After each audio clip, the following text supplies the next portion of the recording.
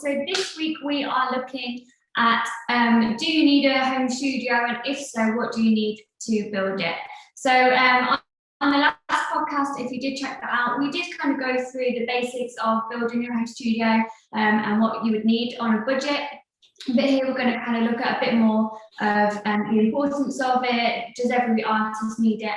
And also a few more recommendations that maybe are higher budget, but also low budget as well. So we hope you enjoyed this podcast. Thank you very much for tuning in. And if you do have any recommendations that you want us to cover, just leave it in the comment box below and we'll be sure to do it. So I'm joined by the lovely Serhat. Hello, how are you doing? I'm great, thank you very much. And how about yourself? How have you been? Good. Yeah, it's sunny in the UK, so I can't complain. Well, when I say sunny, it's cold, but it's sunny, so. Is it still cold? What's it like? 16, 17? About that, yeah, maybe a bit colder. Okay, wow. First off, that's winter. Practically, but we are meant to have a heat wave in the next coming few days, so. That's good. Well, we'll we have see. actually. It won't be like Cyprus, but it will be. Well, you'll be surprised to know that we are expecting rain tomorrow. Oh, okay. But you quite like the rain, don't you? You like the rain. I love it. I love the rain. Cool. Yeah. Well, we don't. We like the sun. So we'll do a swap. We'll be doing that very, very soon. We will be doing that very soon because I got my ticket. Yay! Brilliant. I won't have time for. We won't discuss that on air if you like. But yeah. Oh, brilliant. Yeah. Congratulations. Thank you very much. Looking forward to it. We'll probably go into lockdown by the time you're meant to come. Oh, come on. No, it's not that late. It's very soon. Okay, cool. Oh, brilliant. Excellent. Well, kind of getting into today's topic, I guess. So obviously we're looking at. I've lost you. The first place would be. Oh, you're back now. You're back now. You was gone for a second, but you're back. Yeah. Oh, sorry. Where did you get up to? Today's topic, and then that was it. Okay, cool. Yeah. So today's topic, as I said at the start of the podcast, is looking at home studios. Does every artist need it? If you're a top liner, if you're a singer, is it important that you have a home studio, or is it more just for producers and creatives? So I guess, as we always do at the very start of our podcast, we'll start from the very, very beginning. So what is your view? Do you think that every artist needs a home studio if it's available to them, or do you feel like it's maybe just producers and creatives? I believe every artist does need a home studio for the basics, at least. Mm-hmm. Because when an idea strikes you, and you don't have a basic setup in your house which consists of a laptop, an audio interface, a microphone, so on and so forth. So if you don't have these essential recording elements in your home bedroom, or even in your home studio or bedroom studio, and you're not being able to record these ideas that strikes you at any given time throughout the day, then that's a minor for you. That's a minus, and you don't want that. So, and obviously you're not going to have the chance to run to a studio straight away, especially not these days where everything is just crazy all around the world, and everyone is taking extra precautions. If you want to book studio time, you have to actually now start showing your vaccination card and blah blah blah, and you need to take a PCR test that shows you you're negative, and so on and so forth. So especially these days, it makes it even much more relevant for any kind of artist to have at least a small setup in their very own house, and I believe it is essential. Yeah. And what would you say to an artist that maybe hasn't got that facility? So maybe they don't have a spare room, or they don't have space in the bedroom. Do you think, would you recommend them kind of renting out a storage room or like an office and turn it into a studio for, £100 a month or something like that? I mean, it all depends on what kind of equipment are they looking to purchase. If they are just looking to just have something very compact where they can just sit, quickly record, that they're not going to have any studio monitors, just a laptop. If they're a singer, just a microphone and audio interface. They can even use their living room just for that purpose if they're living alone. You know what I mean? A simple table, just have it on the corner, and then when the idea strikes you, you could just pull everything out and then start recording and then put it back into its corner, whatever. But if they initially want something bigger than just a small setup, but they do not have the room in their house or the flat, then just like you said, renting maybe a small storage room will be actually quite functional, and it will give them the maybe the creative environment they desire. That's if they can afford it. If they can afford it, if they cannot afford it, then having it in a corner in your flat, in your house, somewhere, whatever you can afford, whatever you have, I urge everyone to make the most of all that you have and use them to the maximum capacity. Make the most out of it, and then when you reach your limit of using everything to the maximum level, you're going to be at a point where you can update and upgrade anyway. Yeah. So that's what I would say. Yeah, no, brilliant. I think I would agree. Definitely, I think if you can have a studio space or even a storage room, that is your place to kind of sit in just when you have an idea, or even if you don't, you feel a bit motivated, or you feel that you haven't written anything in a while and you just want to sit down for an hour and get things out. It's definitely a really good space to have. And I think if you are kind of taking music seriously, then even just a small setup, like you said, Serhat, a microphone or an internet, or many people, just the smallest amount can make such a huge difference. So you touched on it briefly, but what would you say are the pros of having a home studio? But equally, what are the cons? So how many setbacks do you think? I mean, pros of having a home recording facility or just a small setup to record or produce, likewise. There are a lot of pros, and I believe there is almost no cons, but obviously there are just a few cons. But I would like to start with the cons, because there are, in my opinion, there are only a little list. So the cons of having having your recording space within your house, if you are living in a household of multiple people, such as if you're living with your wife or your husband and your kids, or if you're living with your family still, then the excess sound from the other people within the household, obviously can cause distraction. Or if you're recording vocals, your microphone, a condenser microphone, a tube microphone, will pick up the other voices from the other sides of the house. So that will obviously then get mixed within your vocal recording. Then obviously you don't want that. So that is a no-no.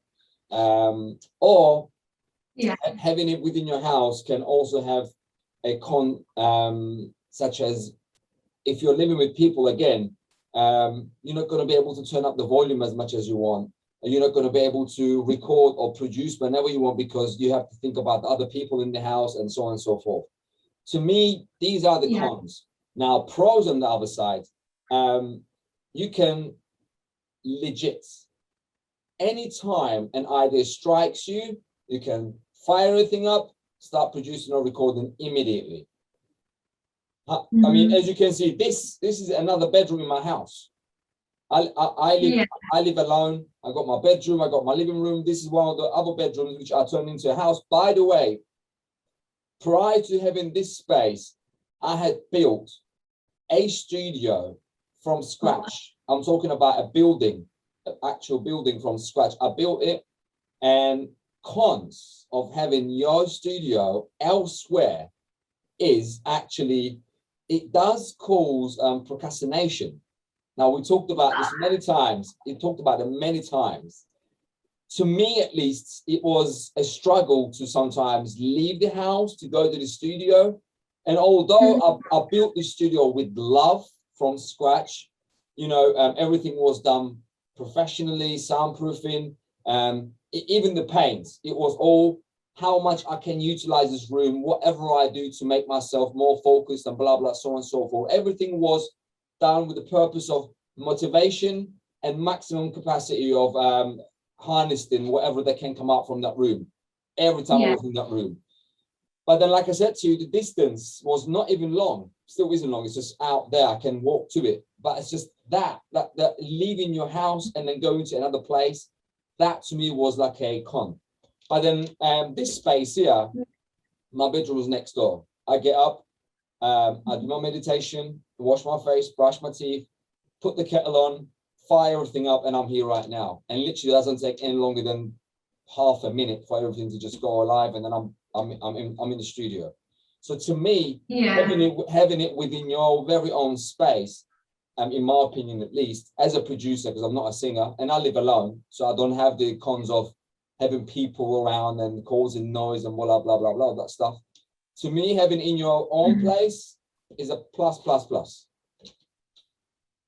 Yeah, no, I would agree, and I think just to follow on from that, I think we'll go with the cons because you start with the cons. So another con I think that we haven't mentioned would be, especially if you're a vocalist, you can sometimes, if you want to hit that note or you want to, it's quite a loud part. If you are living with other people, you can kind of feel that you're not giving as much, whereas in a studio environment, in an actual studio, or when you're living alone or in an outhouse, you are able to just kind of go in there and sing your head off and kind of do it like that. So it would be, if you're looking at kind of home studio cons, going into an actual studio can have its benefits, and it can kind of get you a bit more in the zone, I think. But that is all personal preference. There's no kind of, that's not factual. And another con I would say is, what was my other con?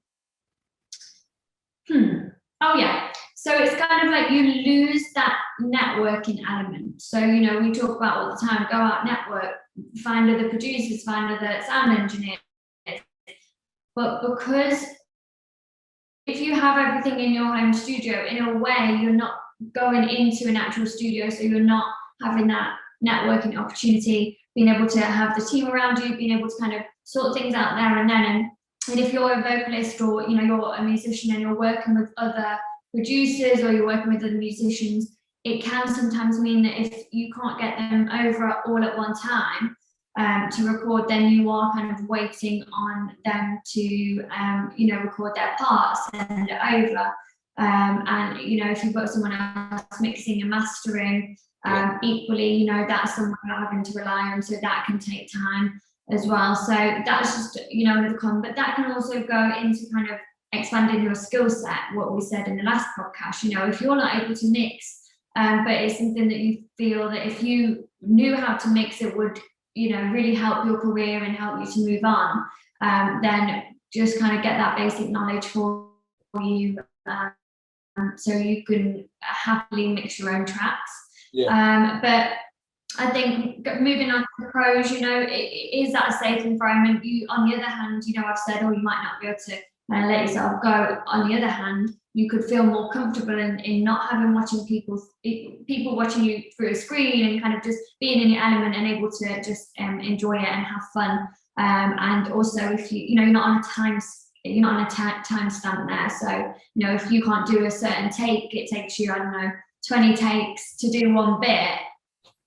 It doesn't matter because you're not paying anyone. So financially, it's going to be a lot better for you in the long run. It takes a lot of kind of work to set up and a lot of money. I mean, I'm just learning that now. This is the kind of basis of my home studio. So all we've done so far is, well, I say all we've done, we've cleared it out. So this was a workshop originally. So I had a lot of woodworking. And then we've obviously had to get the walls plastered and painted and then do the floor.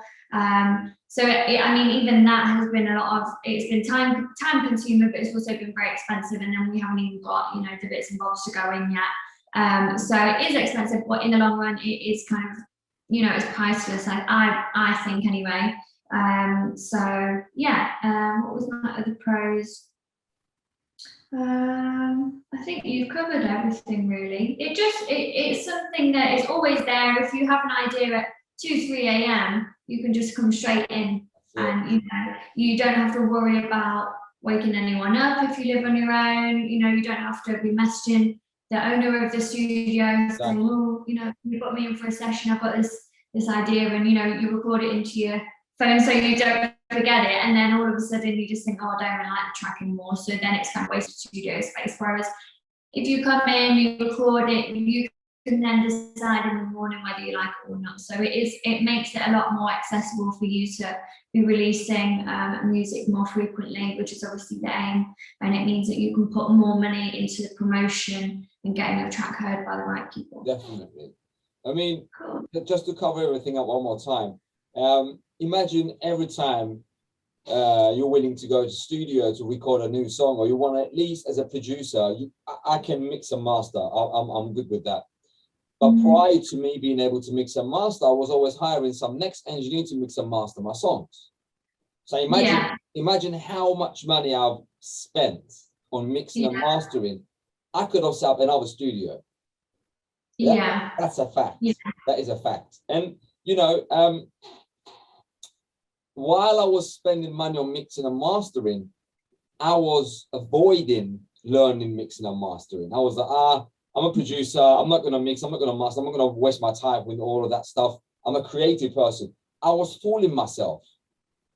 Now, one time, 2016, 2015, I'm in England. We talked about this, I think, previously in one of our episodes, but I'm going to go to Spain, I'm playing in Marbella. Sat in my friend's studio up in Norwood Junction, right after Croydon. Sat down, we're talking, and he goes to me, bless him. He goes to me, Sega, why don't you come over and learn mixing? I'm going to teach you. And I said to him the same things. I don't mix, I don't master, I don't do all that stuff. That's, blah, blah, blah. He goes to me, mate, you're talking shit. He goes, come here right now. Come here, sit next to me, and you're going to learn mixing, because all that money you spend on mixing and mastering, he goes to me, you could have done other stuff. And that hit me right there. I was like, okay, cool. You're right. You have a fair point. I'm going to put my ego aside now, and I'm going to come sit next to you, and I'm going to learn. And literally that day, I think within 3 to 4 hours of non-stop information after information, this is what that does, this is what this does, and this is how it works, and so on and so forth, for 4 hours, a crash course of mixing. By the time it ended, I kind of knew the whole thing, but obviously I had to practice it now. You know what I mean? So you can't just sit there, learn, and become an expert within the matter of hours. No, it doesn't work like that. But at least he taught me the basics. Now all I had to do was try, practice, and I did. After we got back from Spain, I came back to England, and then within another few days, I came back to Cyprus. So then I started practicing mixing, and I believe within less than a year, I was good at it. I was really good at it. So my point, I'm gonna wrap it all up now. Having your studio in your house and learning how to mix and master your very own songs can save you a lot of money, which then, what you said earlier, which then you can turn around and spend that money in promotion, or maybe a new piece of equipment, or maybe something else. But definitely it is very, very, very convenient. And I urge everyone to at least have a small setup in their houses. No, I would agree. Perfect. So kind of moving on into recommendations then. So not focusing necessarily on studio equipment just yet, but what would you say are the, let's say, top 5 things that you would recommend for a home studio setup? So not thinking about equipment, just kind of thinking of how someone can make it a nice, place to be in, and somewhere where they feel motivated to come and create. For an example, people like to have sofas in their studio. They like to have that kind of home feel. Yeah. For me, I like to have a kettle and some milk and some tea bags, because I need to drink tea all the time. So, rather than having to leave here and go into the house, I'm just going to have it here, I mean, I know it's not a very good example over there. This is not me. I do not have a bar in the studio. This was used for something else before we were transitioning. So, yeah, I'm not doing that. Is it a studio without booze? I don't drink it, so that's my equivalent to tea. So exactly. But if like someone does drink, and they want to have a little mini bar in the corner, it's something that is going to make it a safe place for them, and it's something that's going to make it an enjoyable place. So what would you say, in kind of thinking in that terms, what would you say an artist, generally speaking, should kind of include in their home studio? There is a series on YouTube. It's called Crate Diggers. So it is literally what it is. It's crate diggers. People who go through crates and digging records to sample and turn them into new songs and sell them, or beats.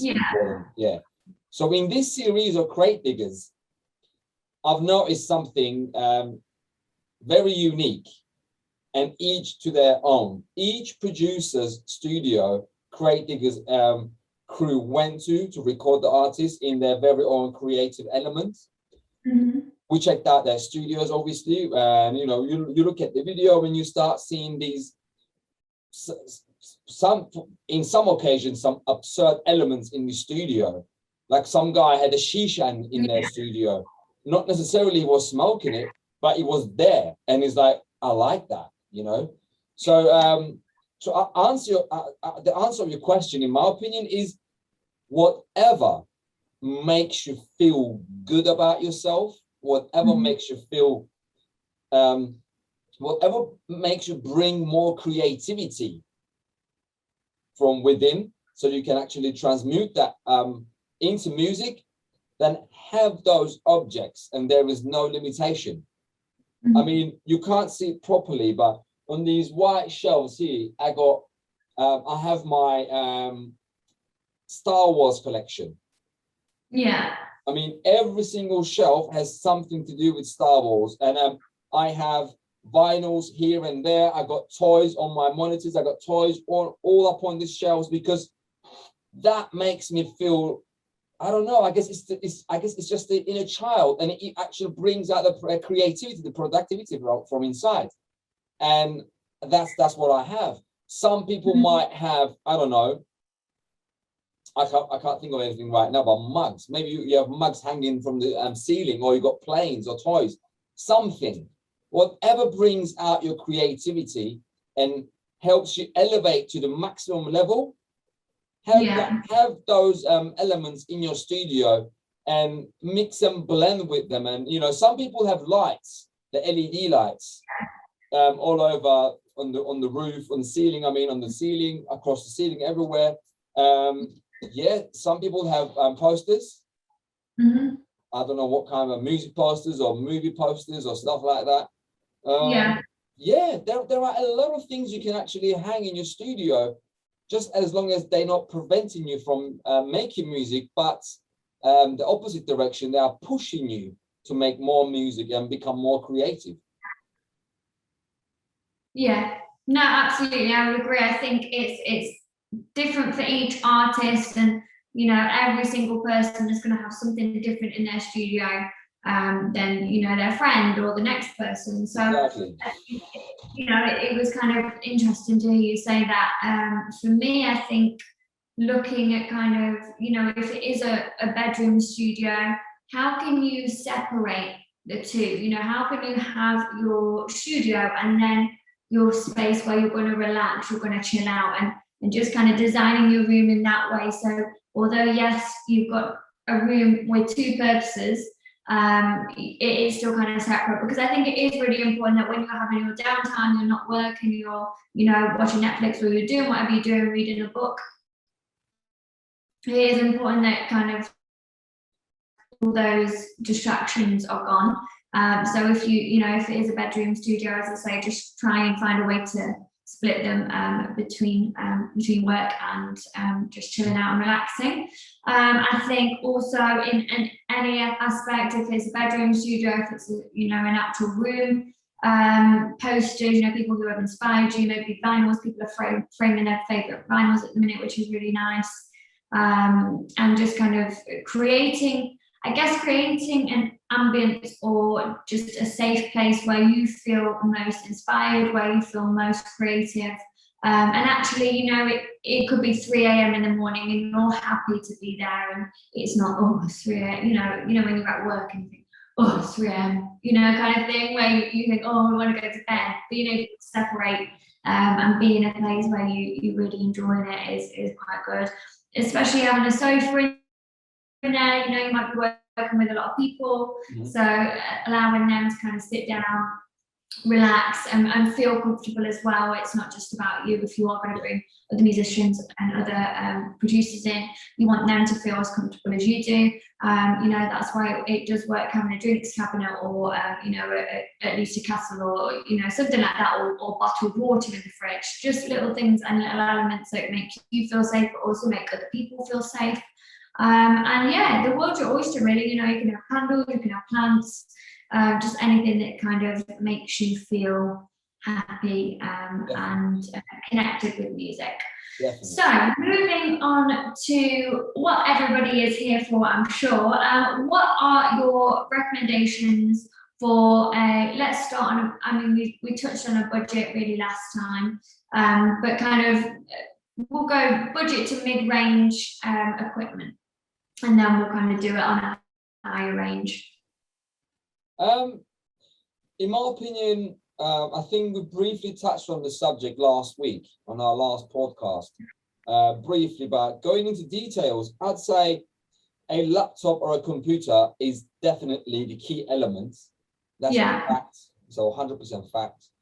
So a laptop or a computer, if you're a singer, a condenser microphone, a tube microphone, or a ribbon microphone, or a USB microphone to begin with, whatever microphone you can afford to begin with. That's it. A MIDI keyboard, definitely, maybe a smaller one. This is a 62, 64 key, something like that, but a smaller one, definitely to begin with. If you can afford a pair of monitors, which a set of monitors, you can find them anywhere between £200 to £6,000. Whatever you can afford to begin with. The £200 worth of pair of monitors are good to begin with, and audio interface, definitely you can pick one from the price range of £60 anywhere up to, again, 3-4 grand. But then to begin with, a low range, I'd say go for I don't want to, this is not a promotion, by the way, but I have to give a name at least. I'd say my advice of the beginning class of audio interfaces, Focusrite, Scarlett are the ones to begin with, I believe. Some of them have multiple outputs and inputs that allow you to record multiple instruments at the same time. They are really, really good, and definitely good for the money, 100%. Really reliable. Definitely reliable. And a pair of headphones, if you're living with your parents, you're not moved out yet, pair of headphones, as I mentioned it last week as well, Bear Dynamics, or Sennheiser or Bear Dynamics. These are the industry standards headphones for producing music or mixing and mastering. Definitely industry standards. So I'm going to say it one more time, Bear Dynamic series or Sennheiser's HC25 series. These are really, really, really good, really reliable. And those will be my beginning sort of kind of key elements that is essential in a studio. Yeah, I think you've covered them all. Just the something that you didn't maybe cover is something that I haven't got in here yet, is the soundproofing. Or if you're a vocalist, you can have something like this. It kind of folds into a vocal booth. I've just got it open so it's not in the way. But yeah, so that's just going to really help bring the best sound out for you, because I mean this room is very echoey at the minute because we haven't really got anything in. But as you're singing, if you're a vocalist, as you're singing, your words kind of vibrate off everything around you. So if you've got some good soundproof, it kind of means that the quality of your recording is going to be really high standard. It's going to be a lot better than if you hadn't got them. Again, we've touched on it a lot in the last podcast, but that can range from £10 from Amazon, you know, all the way to higher quality ones. Both work, you know, relatively well. If you can afford the more expensive ones, then do go ahead, because they have got kind of more of a thicker acoustic, but just to kind of get you going and get you started within your studio, the thinner ones will also help as well. But I mean, I think a lot of people think that it takes a lot of equipment to build a home studio and to record, but it really doesn't. Like, it literally takes a mic, interface, headphones, and a laptop. You don't even need, you know, if you're just starting out and they're the kind of things that you want to record. Obviously, you'll need your XLRs and your jack leads. It depends what you're recording. But, you know, if you are kind of at that recording stage in your career, you'll kind of know that anyway. But any XLR will work if you're kind of using it for a mic. Just make sure that the connections work in both your mic and also in the interface, and that they're the same, because you don't want to have it where you have an XLR 3-point head in here and then a jack in the interface. It's just not going to work. So just make sure it works and everything is kind of easily connected. I know that sounds really stupid to say, but I've been there where I've been like, yes, I'm ready, I'm going to do it. This is when I was really young. And then I looked at the cords at the cables. I was like, it's not working. And my dad was like, yeah, because it's not the same thing. And I was like, oh. So yeah. So I just idiot proofing it for you. So yeah. Typical me. I was only like, I don't know how old I was, but wasn't this mature woman that I am now. This old fogey that I am. But I've been telling you that since we met. I've been telling you how I know this is a podcast and it's going to be live to the whole wild world, but it's fine. I've been telling you, you are definitely one of the most mature people I've met in my entire life, according to your age. Definitely. Thank you very much. I don't take compliments very well. Well, that's it. Now you got it. Now I got it. Thank you. It's very kind. Brilliant. So kind of, let's say we now have an artist watching this that maybe has got all this equipment, they're ready to move on to the next stage of building their own studio, and they just want to go on that next element, but they don't know what would be worth investing in. What would your recommendations be there? In my opinion, these days you don't really need hardware in your studio except for all the stuff that we just count. I mean, if you want to take things to the next level, I would say my advice would be to invest in synthesizers, but the virtual versions to begin with. Obviously, later on stages you can go and buy hardware synthesizers. You know, the actual the Moog. By the way, it's not Moog, it's Moog. Just to say it, because people think it's Moog because there's double O. No, it's Moog. I've checked it out 100 times. So you can go to your Yamaha synthesizers or Casio or maybe Moog, like I said, or what was the other one again? The red keyboard. What was the manufacturer? I forgot. Akai. Not Akai, no, but Nord stage keyboards, or you know, vice versa. There are thousands of them out there. Anyway, yeah. to begin with, buying a new virtual synthesizer and understanding how the components work, because whatever you see on a virtual synthesizer, they are all implemented from the hardware. So whatever you see, whatever you learn, the ADSR controls, the attack, decay, release, and sustain, all of that is actual from the hardware. So once you manage to figure out how a virtual synthesizer works out, ins and outs and everything about it, then now you're going to be able to use an actual synthesizer because everything is exactly the same. The only difference, one is virtual, one isn't, one is real. So I would say to improve your sound quality and take things to the next level, invest in a actual software synthesizer. I don't support piracy. I would urge everyone to go and buy the actual copy. The reason being why, yes, not everyone can afford it. Wait until you can afford it, because the pirate versions tend to run out after a certain time because there are new updates. Now, with the authentic version, you get the updates for free 99% of the time. And it's good to support the manufacturer so they can carry on making money to invest more money into their developments to bring more quality to us producers and obviously to the industry itself. Yeah, no, absolutely. I couldn't agree more. It is quite, you know, when you are selling, it can be quite pricey, but you know, it's a lifetime investment, you know, unless you want to move over to a different system. But just kind of touching on what you said about adding things, obviously you said the synthesizer. Do you think adding a mixing desk is a necessity or not? I don't think it's a necessity.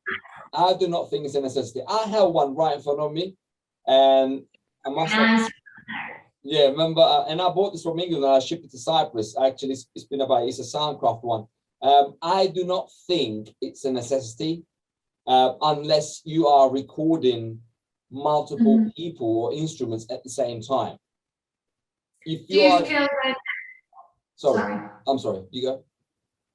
Do you feel that since having your mixing desk, though, that your creativity has flown, your audio sound quality has improved? Absolutely not. Not really. Absolutely not, because your sound quality depends on. Sorry. Sorry, I'm like 20 questions, aren't I? No, you go. No, go. I can't remember my question. Okay, well, I'm saying your sound quality depends on your mixing and mastering skills, because the mixer just sits here and you fire it up and then you just plug the instruments you're going to record and that's all it does. You know, obviously this mixer is a bit more next level. He has got his built-in effects and whatnot, so it's cool. But at the same time, if you don't know how to mix, your mixing desk is not going to do it for you. It's just going to sit there looking pretty and it's going to be a dead investment. So I would say one more time, it's not a necessity. Okay, cool, perfect. Brilliant. Do you have any questions that you'd like to ask me, or do you feel like we've covered everything? You're happy with everything that we've gone through, or anything else that you'd like to add in general? I mean, yeah, I can ask you a question. Why not? You've asked me many questions. Now I'm going to ask one question, maybe two. I don't know. I might not be able to answer them. No, you'll be fine. Don't worry. You're good. You give your answers. How many takes does it take you to record a song? It varies. See, what I kind of tend to do when I'm first in the writing process, so we'll go from kind of very beginning. When I'm in the writing process, I improvise. So I'll always have record on while I'm improvising and kind of finding melodies and finding potential lyrics, just because if I get a really good one that I love but then can't remember it, you know, then it's gone and I could potentially miss out on a really good, you know, lyric or melody. So I always have it on record, and you know, I'll kind of that loads of times, I'm not gonna lie, until I've kind of got it perfected. And then in terms of takes, it depends on what song. So to kind of get the main tracking done, probably 2 or 3, if I'm doing it kind of properly rather than a demo. And then it takes me ages to harmonize because I can't do it. It like, I'll hear it and I'll play it and then I'm like, I can't remember it. So then, and then when I'm doing like my double tracking or my triple tracking, which is very rare, but I always do double tracking. That's quite straightforward. It's more about, once I finish the main tracking, it's about the technique. And like in the chorus, if I, for example, okay, I'll have a little story time here. So with my latest track, that isn't out yet, but it's going to be out this month. With my latest track, the chorus had to punch. Okay. I wasn't plugging, otherwise I would have said the date. That's fine. You can plug. This is our podcast. You can plug anything you like. Sorry, everybody. But yeah, so with this chorus, it had to punch. Trying, and I sat there, I listened back, and I was like, I'm not feeling it. Like, I love the track, but I'm just not feeling the oomph in it. So I went over that so many times, and it was the weirdest experience of my life. So the sound engineer that we're in with, amazing guy. It's a studio in Nottingham called Mount Studios. So if anyone's in the Nottingham area, do go and record there. They're really cheap as well. Really, really lovely guys. But he was like, okay, this is gonna sound really weird, but do like pretend you're shouting, because the word is, well, the word's I, but the way I say it is ah. So rather than just going he just kept going, just go into the microphone, and I walked in, I thought, what is going on? Like, I did not expect that I was going to do that, but then we layered it and the punch was there. So it all kind of depends on the technique and kind of what the message.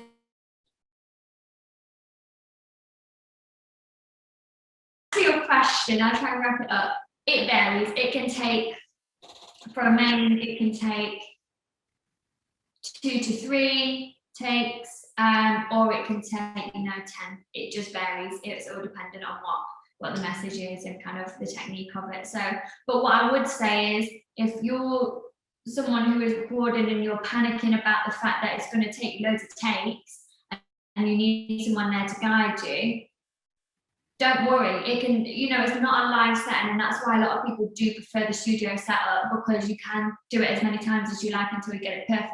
Whereas if you mess up or the voice cracks or whatever live, I mean, it's not the end of the world. It's cool. People are going to get over it, but people are like, oh, just for that split second. Whereas in the studio, you're not going to get that. So, yeah, sorry, I do go on a tangent. This is why I asked the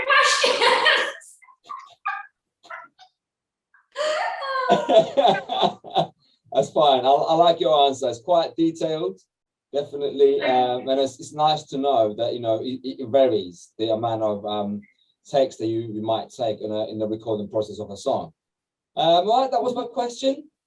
Anything you would like to add?